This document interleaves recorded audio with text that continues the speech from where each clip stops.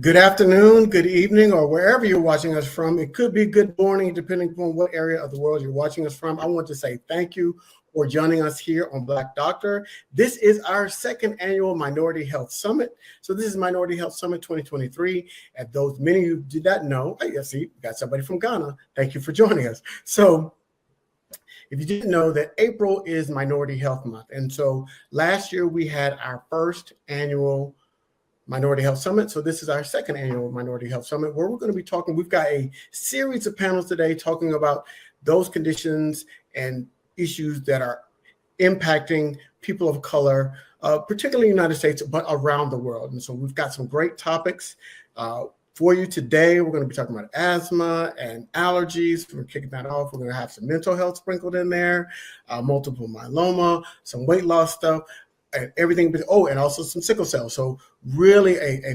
variety of panels here today for you. And so this is our first panel of 5 we have planned for you this evening. So buckle up, get you some water, get you some popcorn, and pull up and enjoy this program. But the first panel, we wanted to start it off with a bang. We wanted to kick it off with our aces. You know, like you're playing baseball, you put your best pitcher out on opening day. These are coming with our champions right now. So the panel that we have for you today, we're going to be talking about breathing while Black. That's asthma and allergies in the Black community. And there was nobody that I would rather have on this panel with me other than the 3 top Black doctors. I'm just going to, I'm putting it all the way out there. I am really, really talking them up so they don't have to do it. But before we let you know who they are, and you'll know exactly who they are. Before you do it, a couple of things I need for you to do for me. Number one, I need for you to let us know where you're watching from. That is always important. We'd like to know where people are watching us from all over the world. And we see my man Zion jumped in from Ghana, and we've got Columbus, Ohio. So keep that coming in. Number 2, if you know somebody that needs this information, please tag them or share this on your page. We like to get this information out to as many people as possible. So like this broadcast, share it on your page, tag a friend, let them know. And then finally, if you have any questions about what we're talking about on this panel or any of the other panels, always please drop a question in the comment section because you've got the top experts. We've got people that have even written a book about this. Okay, that's what we've got on this panel today. We've got the godfather of asthma and allergies, also known as Dr. Michael Lenore. We've got book writer extraordinaire. She's writing adult books, books for kids, and everybody in between. And that's Dr. Renee. You know her as Ask Dr. Renee on her show here on blackdoctor.org Thursday night. And then we have my favorite pediatrician. No shade to you, Dr. Lenore. We have my favorite pediatrician, and that is Dr. Samaya Brown. Here in Atlanta, Georgia. So I'm going to shut up before I dig any hole just deeper than I already just dug it. So hello to you all, and thank you for joining us this afternoon/evening. Hello. He's already mad. Hi, everybody. Thanks so much for having us, Alice. All right, so we already got some questions coming in. All right, so Dr. Lenore, we'll start with you. What is a good working definition of asthma? Well, asthma is defined as inflammatory disease of the lung, characterized by certain things: bronchoconstriction, increased mucus production, smooth muscle contraction. But it's really an inflammatory disease of the lung. Okay, so how are Black people impacted by asthma? Well, I think the statistics are pretty even in terms of incidence, so that they are impacted pretty much the same way. There are just a number of ways that asthma can be triggered. In fact, and I'm sure our panelists will be engaged in a number of different types of asthma. Asthma is more a wastebasket term than it is a specific medical term that we can work with, because there's so many different types, with so many different prognoses, and so many different outcomes in different ways. So asthma is not one thing; it's a number of different subtypes of diseases. Okay, so the term. So this is my first time. We've done many of these programs, so this is my first time really, maybe not hearing it, but comprehending that it's more of a catch-all term. So there's subtypes of asthma. Yeah, let me give you an example. First of all, there's asthma that an infantile type of asthma that where these infants will wheeze, especially those that have a history of RSV, and they'll wheeze with infection, and they don't wheeze when they don't have infection and don't benefit from treatment. Then there's allergic asthma, there's adult onset asthma, and there's an adult onset intractable asthma category. And finally, there are a number of things that we call reactive airway disease associated with other types of problems. So those are just some, they're not so important to know the details, but just know that there's just several different ways in which asthma presents, and therefore kind of quasi classification, certain types of asthma. So, Dr. Brown, when somebody's bringing their child to you, what are you listening for that would make you, or what do you hear that'll make you say, hey, this child potentially is suffering from a form of asthma? Yeah, I think that's a great question. And also for parents at home to know these kinds of things to look out for, right? And so certainly a good history is really important to try to think about asthma. More than 80% of children who are diagnosed with asthma will present with those symptoms under 5. But that's not 100%. So even older kids, you want to think about it in your differential. The most common symptoms that we hear about are certainly that wheezing, right? That coughing, that shortness of breath. They can complain of chest pain. They can complain of chest tightness, right? And these are kids. Sometimes they're not going to be able to tell you, really exactly. Sometimes you notice that every time your kid goes out to play, right, that they are just not keeping up with the other kids. They get into this hacking, coughing fit. They've got to stop and, come back inside and rest. So there are a number of other, kind of symptoms that sometimes kids will present with besides coming in on exam and us listening and hearing wheezing, because sometimes you can't actually hear it with your ear, but we can hear it with the stethoscope, right? So, and also realizing that some kids have asthma and they don't wheeze, they have a cough variant asthma. And we also want to be careful about the differential, right? So also everything's not asthma, right? So, we want to think about, is this acid reflux, right? So kids who are having that chest pain, sometimes they're also coughing at night, right? So thinking about that, is it seasonal allergies? Is it colds or a bacterial infection, pneumonias, those kinds of things. So we want to be really careful about the diagnosis. And certainly we will also use testing in kids where it's age appropriate in terms of spirometry, where they'll blow into a tube so we can see how, good their airways are at getting that air out. And certainly they can see, pulmonary specialists that can do pulmonary function tests, those kinds of things, and also to testing their response to a bronchodilator or a medicine that's going to relax those muscles around that airway that's gotten tight to see if they actually respond to it. So, Dr. Lenore, are there some things like, is asthma hereditary? And if not, what are some of those things that could be contributing to a child or someone or a person, even an adult, developing asthma? Well, I think there certainly are some genetic components to the process. And obviously that becomes one of the things we have to consider most often. Many children, I don't remember the percentages, that have asthma actually do have some genetic components. 60% to 70%, I think, of those who do have allergic asthma certainly do. And so I think that that's one of the reasons that children do have asthma is on a genetic basis. Where it's most important to digress a bit is that in the treatment of asthma, some of the drugs that work for other ethnic groups sometimes have a different impact on asthma because of the genetic components. And so when we think of asthma now, we used to think of it as kind of more of a social determinant issue, where, African Americans, living in poverty, dealing with other issues. But now we consider it another combo disease like so many, with some genetic predispositions, or the kinds of things that impact things like racism and other things, to give you a more clinical picture. So Dr. Renee, I know you wrote some books and about your own struggles with asthma as a child and moving forward. So can you help kind of paint that picture and what really helped you and how writing the book helped you help others on their asthma journey? So first of all, my mom is a respiratory therapist, so I was born to the right person. And for those that don't know, respiratory is the system that the lungs are in. So it was really wonderful. And of course, she's also the person that I got asthma from. It is in her family. So she was very well versed. So I had a leg up kind of, but I actually grew up the first 10 years of my life wheezing just about every day.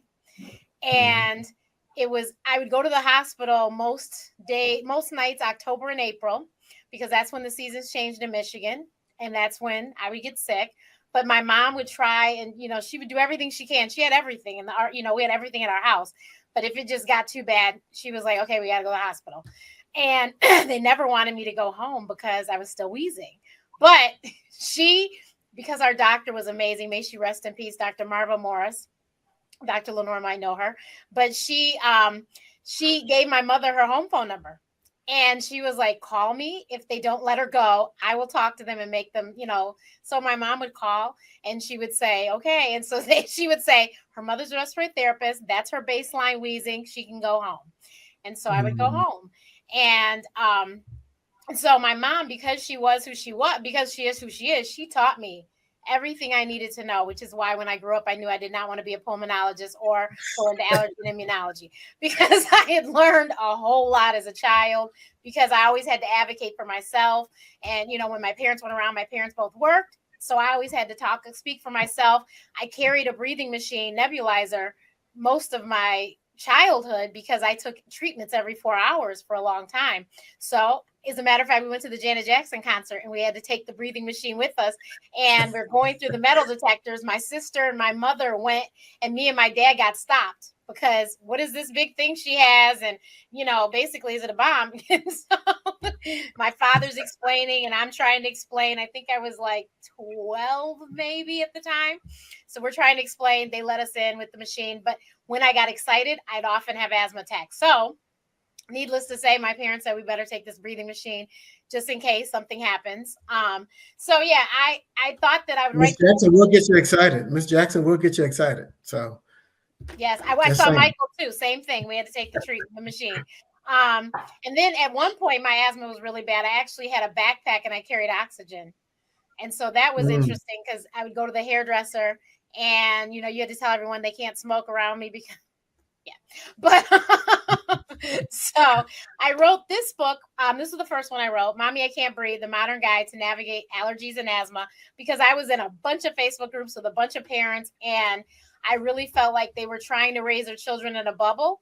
And I was like, but that's not the world. So you can't raise them in this bubble. They have to be able to go out in the world, because not everyone has food allergies like I do, and not everyone has asthma.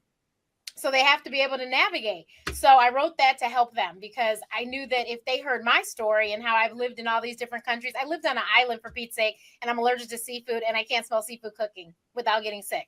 So but I lived on an island in the Caribbean.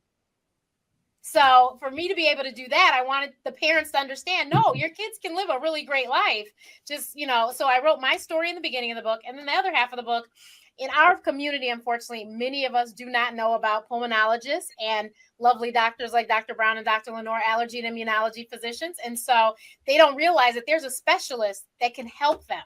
I love all my friends that are pediatricians. I love my internal medicine friends, but there is a specialist that deals with this, and they don't know that. And so I figured that out too, and was like, well, if they knew that, then maybe they would know they need to ask the doctor. They need to go see this person. They didn't know about pulmonary function tests, allergy tests. They just say we get bronchitis every year. I think that Dr. Lenore and Dr. Brown could agree with me that most of those people don't necessarily get bronchitis every year. And so that's why I wrote this one. And then this one I wrote because there's a horrible epidemic, as if we needed anything else, of children finding out that a kid in their class has a food allergy, and they're throwing the food at the children, which could be very deadly for many of us. Like, I am allergic to eggs. I can touch eggs on the outside, but once it's cracked, I have to immediately wash my hands as soon as I'm done. So if someone was to throw eggs at me and I, was nowhere near any water, or they held me down or something, I could die. And so I found out about that, and actually have heard horrible stories. And so I said, if we could get the kids at this age, this is a children's book, of course, if we could get them at this age to understand that everyone has something. Some kids, like Renee in the book, are allergic to food.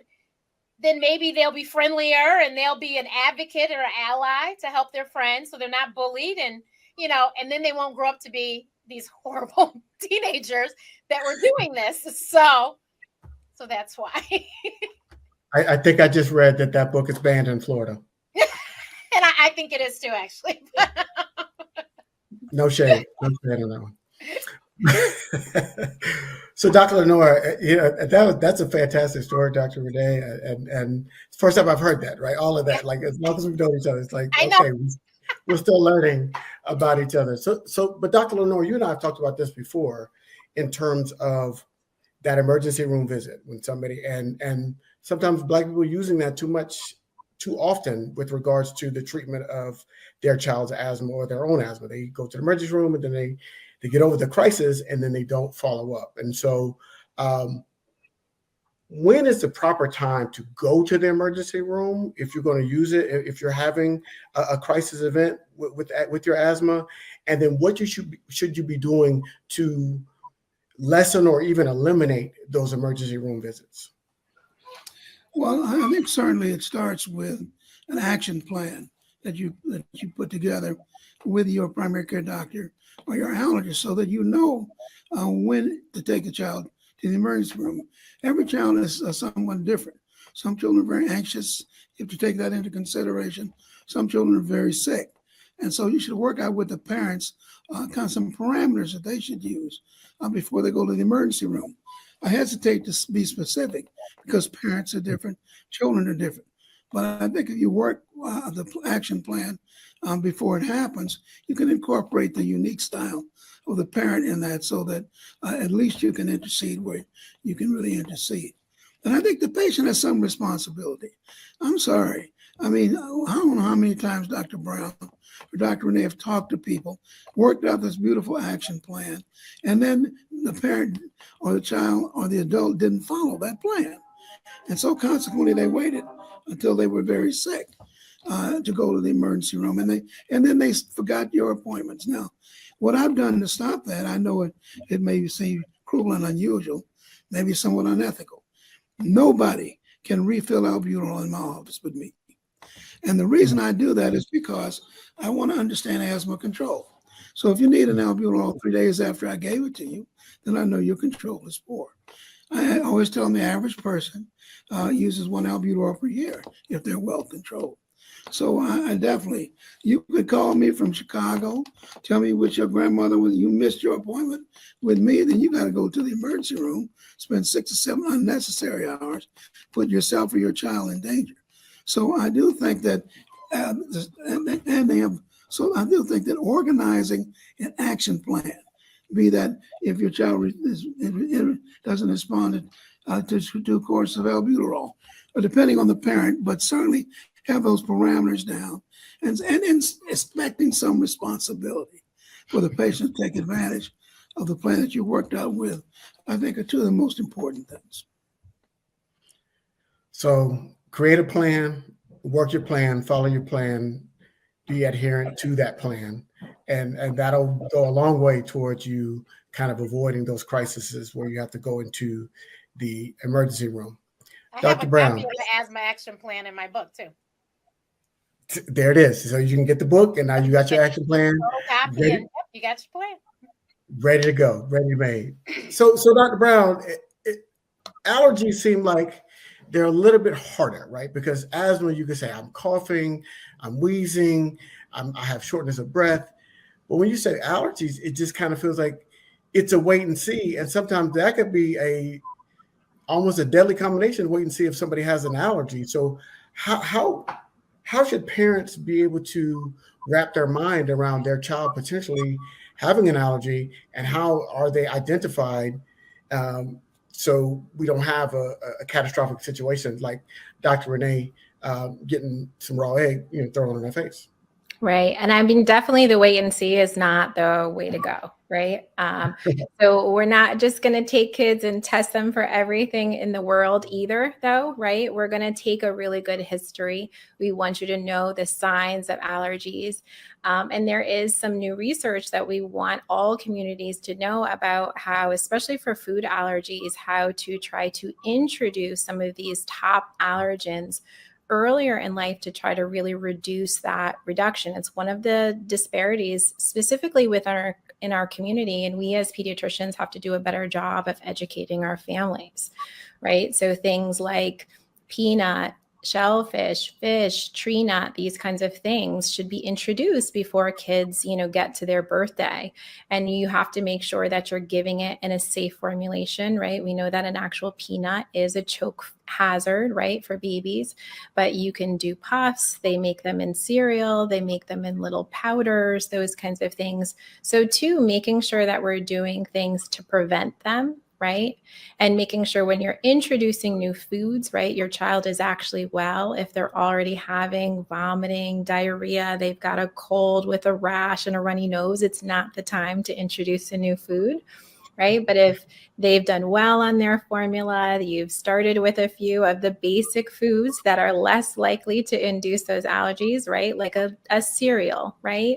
And, a plain fruit, apple, right? They're doing well. You can start every 2-3 days to introduce these new foods. But if they're getting hives, if they're getting a rash that appears, very shortly right after that, if they start coughing, they start wheezing, they have profuse vomiting, they have diarrhea, all of those potentially are signs. And older kids oftentimes will tell you they don't like the food because they don't like how it makes them feel.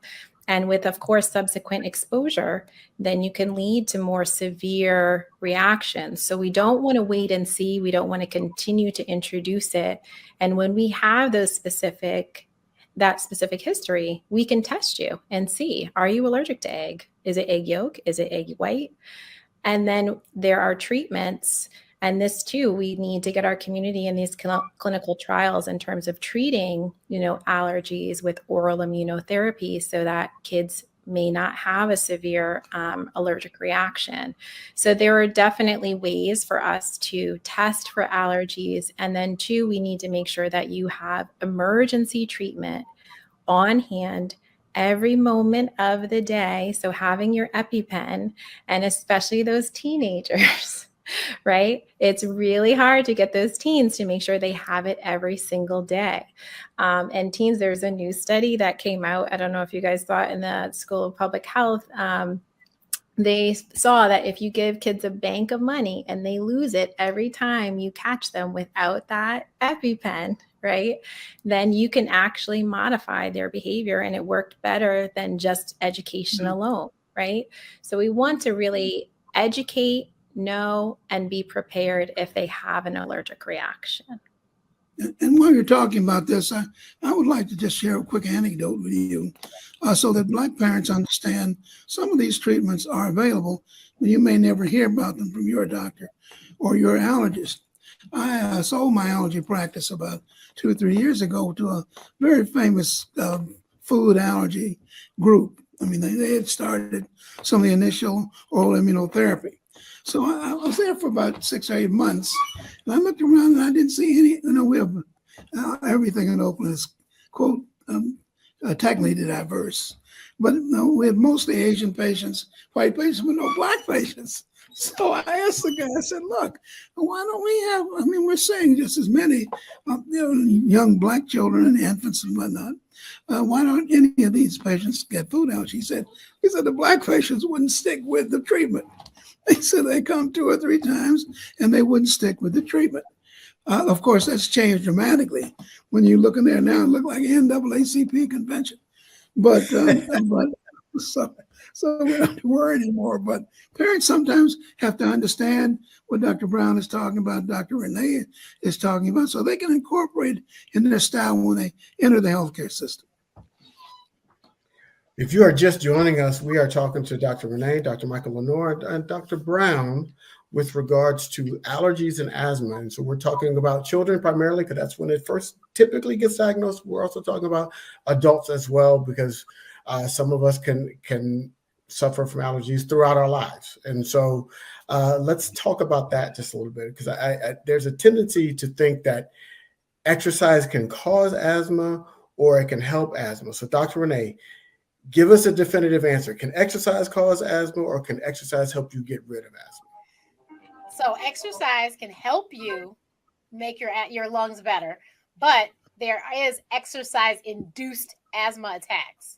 So some people, when they and which you can totally, you can take care of. The doctors will prescribe you something. You take your medicine before. As a matter of fact, I ran 2 5Ks, 2 10Ks, and did a half marathon. I couldn't finish the mile in 5th grade. Okay. When you had to do that little physical test or whatever at the end of the school year, I couldn't finish it. So for the fact that I did that as an adult was amazing, but it was because I got smart. I would puff my inhaler before I started. And by the time I finished, it didn't take me 30 minutes to catch my breath. I was like, oh, I can function. I'm okay. And so now I can run long periods of time and I'm okay.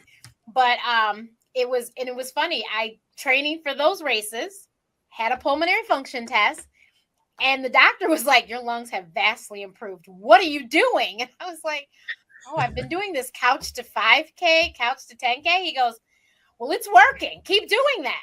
So I sent the results to my mom, and she immediately picked up the phone. I emailed her. She called me and said, Renee, you can't send other people's medical results over the internet. That's HIPAA. I go, Mom, those were my results. She said, oh, Renee, your lungs weren't like that when you were born. What did you do? And I said, it's this running thing, he said. And I was running outside too. But thanks to the lovely allergist that I had allergy shots as a kid. And now all of the things that I am allergic to outside, I had allergy shots. And so I'm okay. So I was running on the lakefront in Chicago, freshly, mown grass and everything. And I was fine. But it's because of the fabulous physicians that were on my team that got me to where I don't take daily meds anymore. I just carry my inhaler every day, and that's all I need. But it's been about 5 years since I've taken Advair. So. Oh, wow. There are some associated things that people should realize. There are really two concepts of exercise-induced asthma. One is the patient that tells me I have exercise-induced asthma and really has that. Sometimes that's a vagal-mediated phenomenon that people get after exercise is over. But a lot of patients that I have with exercise-induced asthma just have poorly controlled regular asthma manifested by exercise. And when we've lost patients tragically through the years, it's not been that very severe patient. It's been that patient with moderate, persistent asthma who was engaged in an activity, did not have an action plan, and before we could get them to the hospital, something bad had happened. So those of you who have, quote, exercise-induced asthma, make certain, unlike I'm sure Dr. Renee was well managed, make sure you're well managed because a lot of times you just got bad asthma that's manifested with the little exercise you do. So we mentioned, we've heard the word treatments before. So Dr. Brown, what are some of the treatments that parents or even adults can leverage in order to maintain kind of a healthier state while living with asthma? Yeah. So, I mean, if you're talking about living with asthma, just like Dr. Renee is talking about and Dr. Lenore is talking about, you should be able to do anything, right? If you're well controlled, it should not limit you. You should be able to live in hot, humid, community or cold air, right? You should be able to go out and run your couch to 5K, right? Your kids should be able to, do any of their sports if they really are well controlled. And it depends on where you are in your asthma spectrum, what you may need. And so everybody's asthma is not necessarily the same, right? And so there are some who are going to be on a rescue inhaler, a short-acting medicine called albuterol, which is one of the most common, relief medicines that we'll use immediately when somebody comes in. They're very short of breath. Their lungs are tight, they're wheezing badly, to really relax those muscles and help them get air in and out. And then sometimes kids actually need a steroid to either take by mouth or inhale to really calm that inflammation down in their lungs. And that works, of course, over time, not necessarily immediately. And there certainly are also combination medicines, right, where you're combining an inhaled steroid, sometimes with a longer acting medicine that's going to relax those airways. But you're going to work with your PCP, with your pulmonologist, with your allergist to figure out what exactly you need, because it depends on where you are in your asthma control to make sure that we get it controlled. We'll always use the lowest steroid dose that we need to, right? Because our goal is to really treat you. And just like Dr. Renee was talking about, if you have persistent asthma and what we're doing is not working, you should see an allergist, right? You need to have a workup. So that is part of, the formal recommendations. So don't be shy about asking for a pulmonary consult, for an allergy consult, to make sure, because if you have specific flares, right, when the cat comes up and you're flaring, right, every single time you get exposed, we need to do something about that allergy, right? And it can't just be to use dust covers, right? That alone is not going to work for asthma and allergies, right? So I think it's really important to have the education, know how your medicines work, and know how to take them appropriately, right? So if you don't know how to use an inhaler, but it was prescribed to you, it's not going to help if the medicine is not getting where it's supposed to. So also making sure that you really understand what it is that the medicine is supposed to do, how to take it, when to take it, and come back, ask questions. Always bring your medicines to the visit with you so you can make sure that you guys are talking about the same things. And each time you leave, you should have a new asthma action plan with you, or if it's going to stay the same and you've got it, that's okay. But you want to make sure that you and your child, when they're age appropriate, really understand when to use their medicines, when not to, because when kids get into trouble, the thing that happens is that they will stop breathing, right? Kids' hearts can go for a really long time, but when they start to have trouble, that rate initially is very fast and then it starts to slow down. And sometimes it's mistaken that their asthma is actually getting better and then they stop breathing. So you want to be really careful and not wait until the last minute, like Dr. Lenora was saying, to come in if that asthma is getting worse. Because a lot of times folks are like, I'm going to come after work or maybe tomorrow, or I don't want to miss school. But come when they are having trouble. You need to be seen. Everyone should have a peak flow meter. Everyone should have a peak flow meter. You can't have an asthma action plan and not have a peak flow meter, because what are you measuring? You have no idea. So just because you think everything's okay, it may not be okay. You could blow on the peak flow meter and you're blowing a 60. No, it's not okay. You need to hurry up and get some attention. And your inhaler may not be that, it may not work when you get down that low. So, and a lot of people don't have peak flow meters. They're like, what's that? And I have I'm sitting here trying to figure out what a peak flow meter is. So I'm going to speak up for Next month is Allergy Asthma Awareness Month, and I'm going to do a show because I have lots of gadgets. I've got peak flow meters. I have nebulizers. I have a spirometry that talks to my phone so I can do my own little pulmonary function test at home. So I have all sorts of gadgets.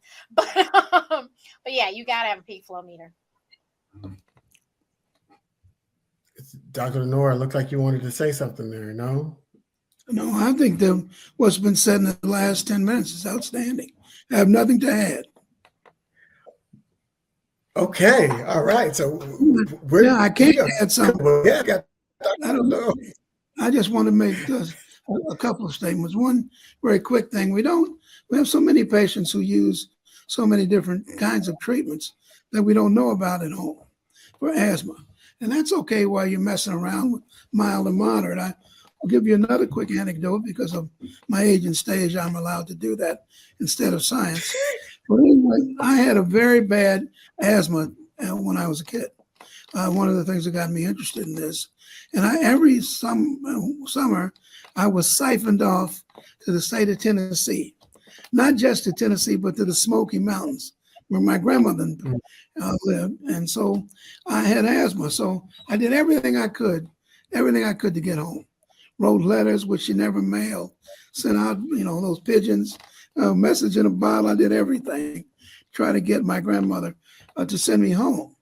And so when I had asthma attacks, I was just exaggerated. I was breathing hard. I was rolling over, and I'll go quickly through it. But my grandmother would take something out called Green Mountain asthma powder, and she would put it in and she would burn it. And everybody in the room relaxed. And Green Mountain asthma powder turned out to be 100% pure cannabis grown in the Smoky Mountains. And so was Green Mountain asthma powder.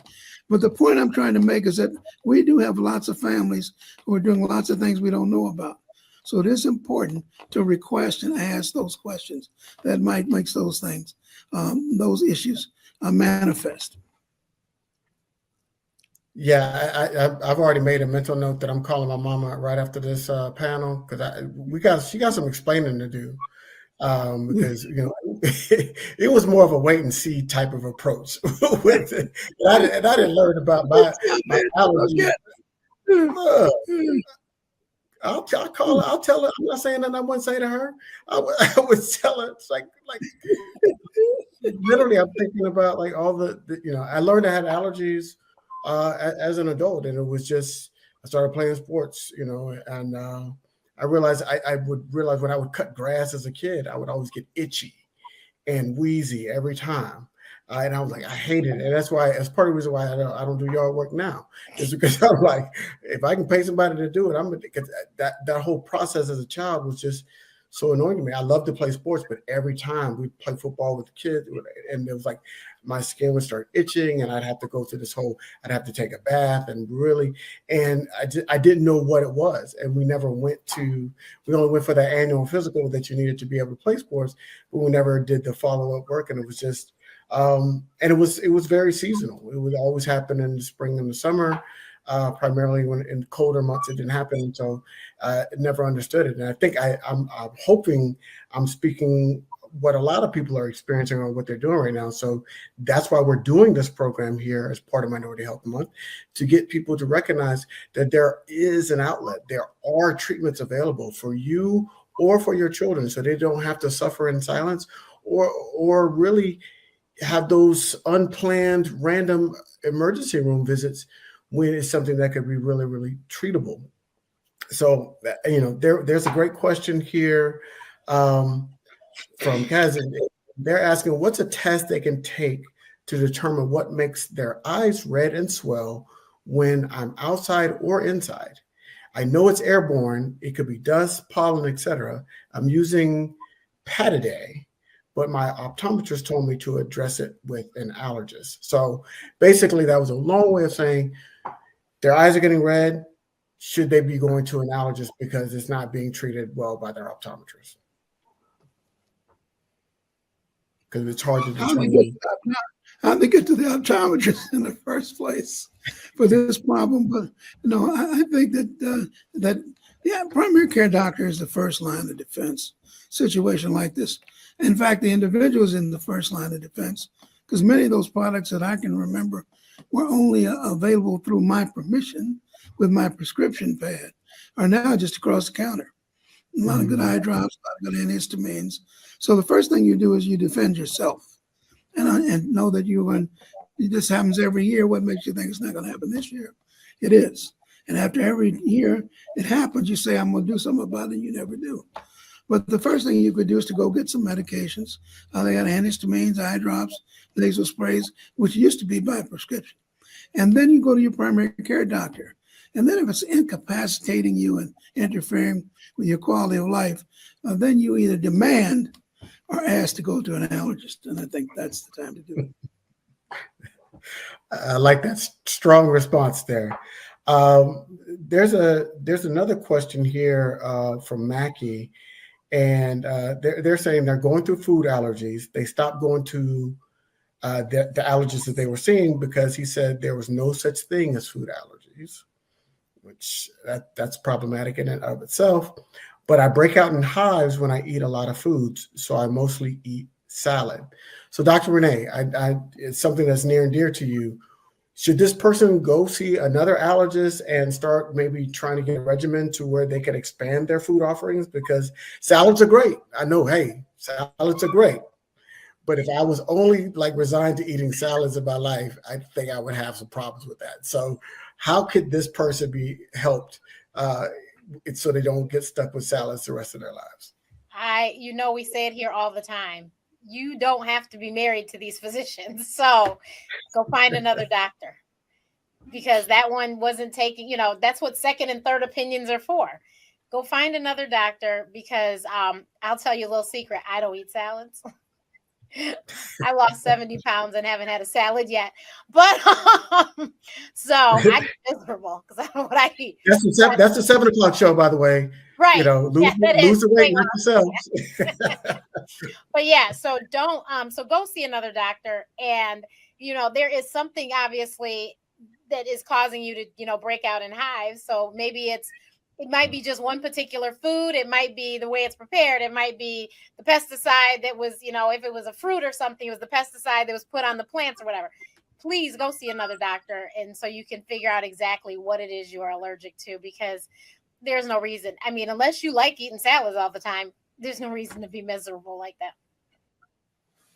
And just from a mental health standpoint, think about what that feels like, because I understand you have restricted your diet to the point where you said, okay, salads are the only thing that's safe for me. That mentally, that's got to be tough, right? To understand. And so when we're talking about physical health, that's what allergies and asthma are. There's always a mental health component of that. And so how restricting is that for you to understand and look at a plate of food and be worried about whether or not I'm going to break out in hives if I eat this food? That's got to be tough for you. And so that could cause you to avoid some activities like parties and potlucks and different, going out. And so now it's really impacting your social and occupational functioning.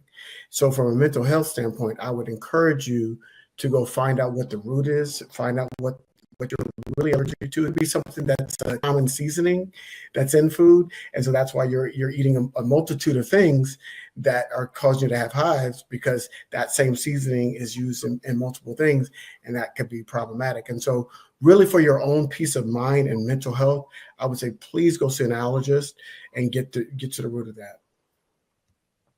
All right, here's a good question from Ray J. Not that Ray J, I'm sure, but another Ray J. What are the chances that a child outgrows asthma and allergies? Dr. Brown, help us understand, what are the chances that a child outgrows asthma and allergies? It's different for food allergies and then, kind of asthma, right? So a lot of times you can get to a point like Dr. Renee, where she has asthma, but it's very well controlled. Or folks haven't had an exacerbation in a really long time and they think that they've completely outgrown it.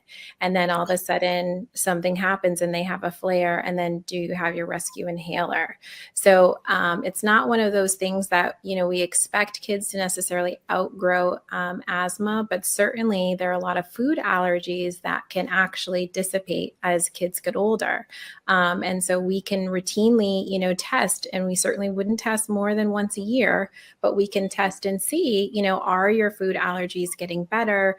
Are we able to then, do some, challenges, those kinds of things, of course, in the office observed, and making sure that you have access to emergency treatment, but certainly is not always going to be lifelong. But first we need to know, what you have.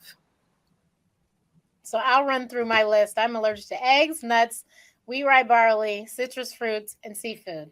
Seafood's the only one I can't smell seafood cooking and I get sick. So the eggs, I can eat eggs baked in things, but when I was younger, I couldn't have eggs in anything. So that got better. And then there's a chart, it's in my book too, of all the things. My mom gave the preschool this chart and said, Renee can eat, Renee can't eat. And on that chart of can't eat was Ritz crackers and saltines. I happen to like carbs, and Ritz and saltines are my best friends. So I was like, what? No way. Also, you can't eat the black crackers? You couldn't eat the black crackers? We love some saltines and some Ritz. Come on now. And then also I was allergic to I was allergic to, it was a lot of fruits besides citrus fruits, but now citrus fruits is like, I don't do oranges and grapefruit and stuff, but I can eat apples and pears and the crackers thing really blew me away. And then there was some cereals, and then I still don't eat lasagna because there was this whole tomato thing, and so now I can do, like, I eat pizza. I couldn't drink milk, cow's milk, that is. And in college, my mom said, I think you'll be okay with skim milk. And I was. And now, because I am a more educated human being, I no longer drink cow's milk. I only drink oat milk. I literally went off of it for a long time. And when I went and drank it, I immediately started.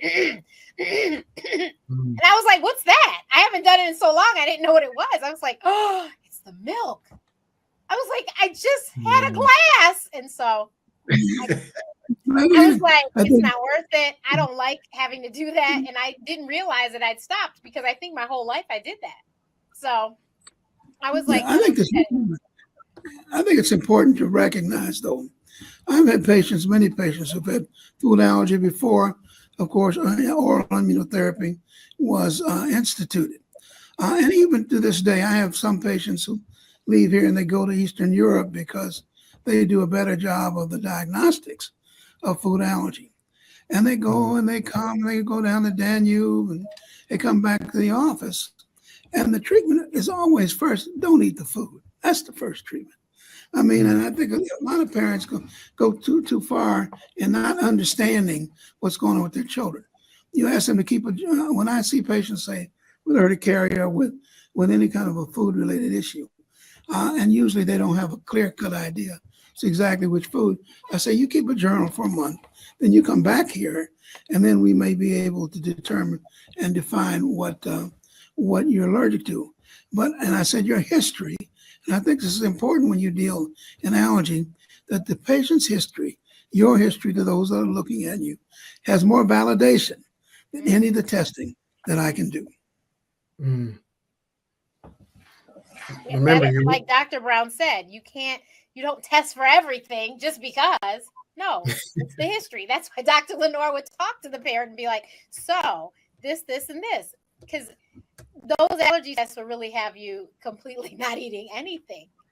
right. Because there's a lot of false positives that can happen. So that's why it's so important. And everyone's like, you're not still allergic. I said, I've had enough accidental mishaps that I've noticed that I must still be allergic. Like the time that egg whites were on my shirt and I didn't know, but all of a sudden I was itching. And then I call it my inner whistle. I heard myself wheezing and was like, why is my inner whistling? And I looked at my shirt and I go, oh my God, I had bought eggs. And when I carried them, I didn't know one was cracked till I went and opened the carton and was like, oh, and this was in med school. And I was like, Lord, I'm about to kill myself and not even know it. Why did you go buy the eggs? I told you I can eat them baked in things. And you know, you got to put your eggs in your Jiffy. Dr. Lenore, now you know. I have to have my egg in my Jiffy. You're the last person I'd send for eggs.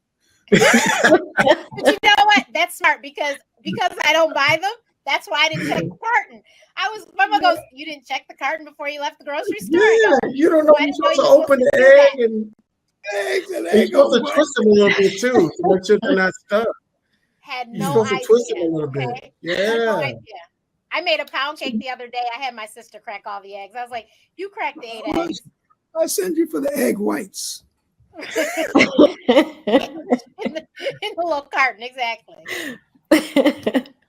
And I think a good point too, you know, what Dr. Renee has experienced in her life, you know, we see a lot of families who are just terrified, like kids, they can't go to birthday parties, they're very restricted, those kinds of things. But even a 2-year-old, right, can say no egg, right? And when they get developmentally appropriate, no thank you, right? I have to ask my mommy, I'm allergic to eggs, right? So you want to train your kids as soon as you find out that they have an allergy, you want to train them, right? If somebody's offering you a cookie, right? Because a lot of times kids, because it's an adult, right? Or somebody older or somebody who's more authoritative, right?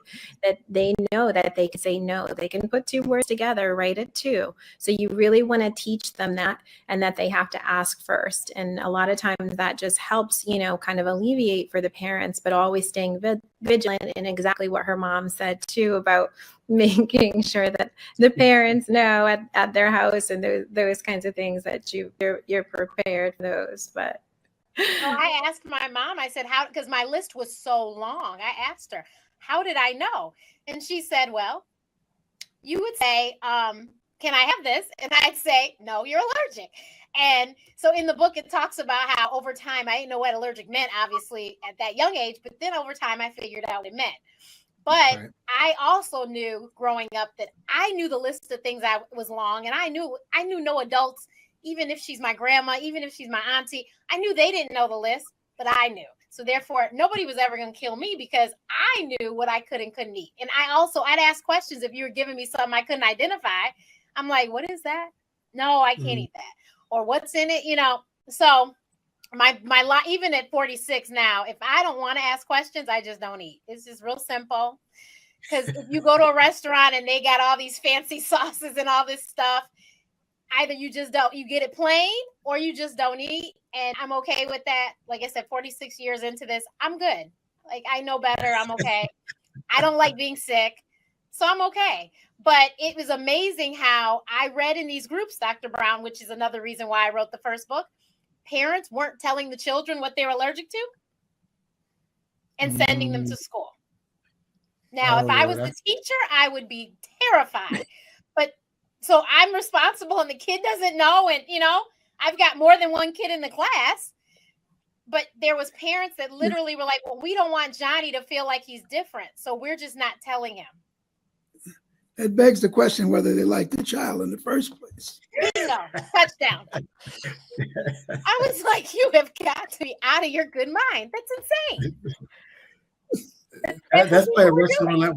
That's playing Russian roulette with your child, particularly when you got. Or the other way around. The kid knows, but they don't tell the school or the teacher. Yeah. Right. Mm-hmm. Yeah. Or they don't even have epi at school, right? They don't have their epi orders for school, right? So, and every year you have to get a new order, right? And it has to be signed by us and you as the parent. And then we have to sign something else to say that they can actually carry their rescue inhaler with them or carry their EpiPen, inhaler with them. So make sure that you get all of that done and don't be shy about asking for it. And when I was in school, I had to go to the nurse's office to take my medicine. I didn't carry it because I had to take something during the day. I had to take, and of course, I had an albuterol, Preventol back in the day, and it was in the nurse's office. And actually, my book takes place at my elementary school, which is still a functioning elementary school. So I read my book there in March during Literacy Month. Of course, they've done some renovations, but it's still, there was the nurse's office. It was really cool to be back there. And the kids were all so surprised because their school was in the book. And you went here? Oh my God. And yeah, so it was really cool. I love that. And certainly, for parents, one thing to advocate in your community is to make sure that your school has an EpiPen, right? So what if somebody has their allergic reaction for the first time at school, right? So, that AED and that EpiPen should go right next to each other. So make sure that your school has it and has multiple. One of the most effective systems I've seen across the country is in the state of Missouri. In St. Louis, what happens is New Jersey, the nurse writes something to the doctor, which the doctor has to sign and send back to the nurse. It's not optional. It's mandatory if you're going to take care of children in New Jersey. So the nurse sends something and the doctor has to go through it and send it back to her. And so that's part of the whole process. And that seems to have done a lot to reduce some of the unnecessary issues around asthma in schools. Yeah. I'd love to have this conversation continue on, but we are getting close to the top of the hour and we've got our next panel to get to. So if you're still watching us, thank you for joining. Dr. Renee put a link to her books in the comments. So I know, Tina, you asked for it. So there you got it. So go to askdrrenee.info/books and you can get her books.